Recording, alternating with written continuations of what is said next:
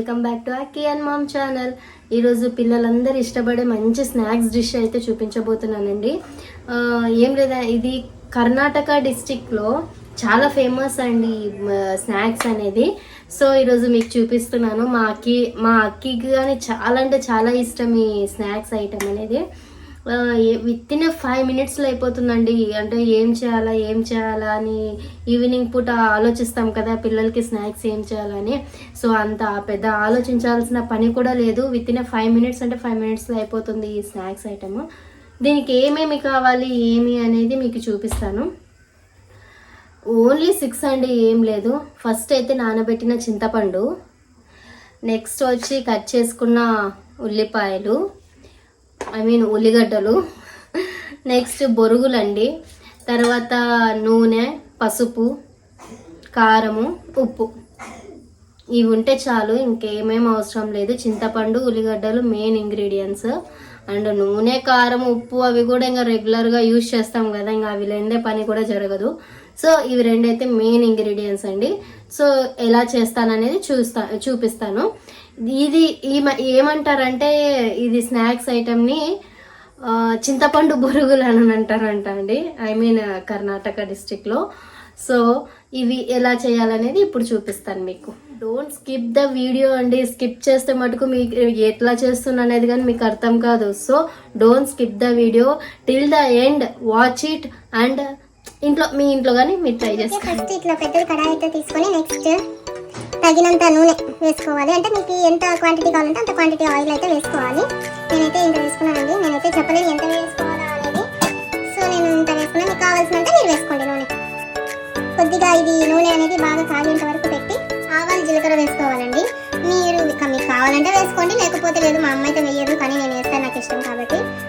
So ఆవాలు జీలకర్ర వేసుకుంటున్నానండి. ఇవి కానీ మీకు ఎంత కావాలంటే అంత వేసుకోవచ్చు. నేనైతే క్వాంటిటీ చెప్పడం లేదండి, మీ ఇష్టం. మీకు ఎక్కువ కావాలంటే ఎక్కువ వేసుకోండి, లేకపోతే లేదు. ఉల్లిగడ్డలు వేసుకోవాలండి. లావుగా తరుక్కోవాలండి ఉల్లిగడ్డలు మొత్తము. లావుగా తరుక్కుంటేనే బాగుంటుంది. సో ఉల్లిగడ్డలు వేసుకోవాలి. ఇవి బ్రౌనిష్ కలర్లో వచ్చేంత వరకు వేయించుకోవాలండి ఉల్లిగడ్డలు. సో చూసారు కదండి, లైట్గా బ్రౌనిష్ కలర్లో అయితే వచ్చేసాయి. మరి పూర్తిగా ఎక్కువ కాలినా కానీ బాగుండదు. సో లైట్గా బ్రౌన్ కలర్లోకి అయితే వచ్చినాయి. సో ఈ టైంలోనే చింతపండు నానేసింటాం కదండి, చింతపండు. ఆ చింతపండు అనేది ఫస్ట్ ఇట్లా స్మాష్ చేసుకోండి. స్మాష్ చేసుకుంటే గుజ్జంతా వస్తుంది.